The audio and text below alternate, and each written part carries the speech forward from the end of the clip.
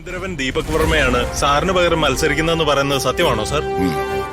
അതെ, എനിക്ക് നോമിനേഷൻ നൽകാനാവാത്തതിനാൽ എന്റെ അനന്തരവനാണ് എനിക്ക് പകരം ഇത്തവണ മത്സരിക്കുന്നത്.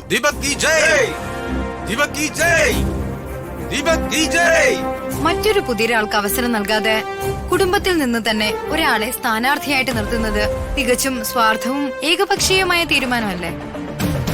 തീരുമാനം എടുത്തത് ഞാനല്ല, പാർട്ടിയാണ്. ഈ സ്ഥാനം ഉപയോഗിച്ച് വ്യക്തിപരമായ നേട്ടത്തിന് ഇന്ന് വരെ ഞാൻ ഒരു കാര്യവും ചെയ്തിട്ടില്ലെന്നാണ് എന്റെ വിശ്വാസം.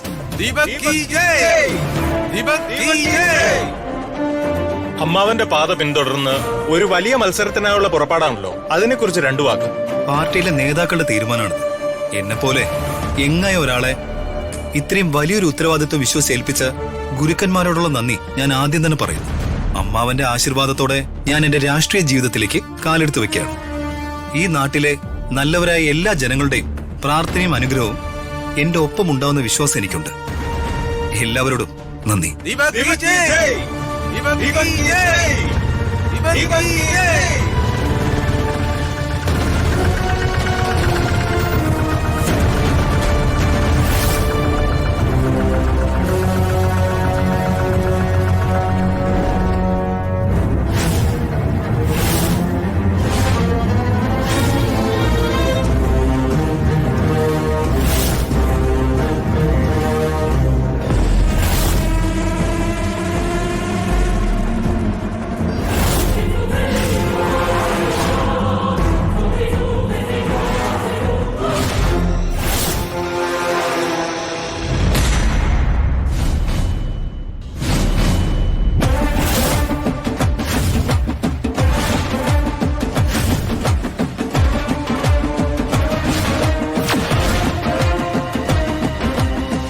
എന്നെ ദീപക് സാറ് തീരെ പ്രതീക്ഷ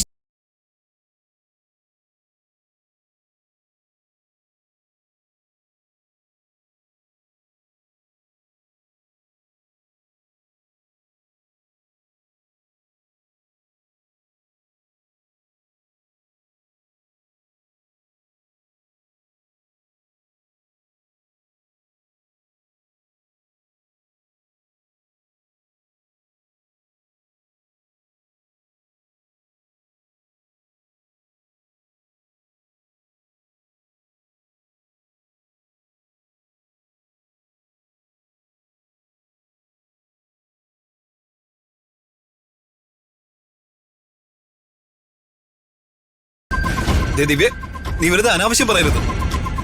നിങ്ങളാരും ഇവള് പറയുന്നത് വിശ്വസിക്കരുത്.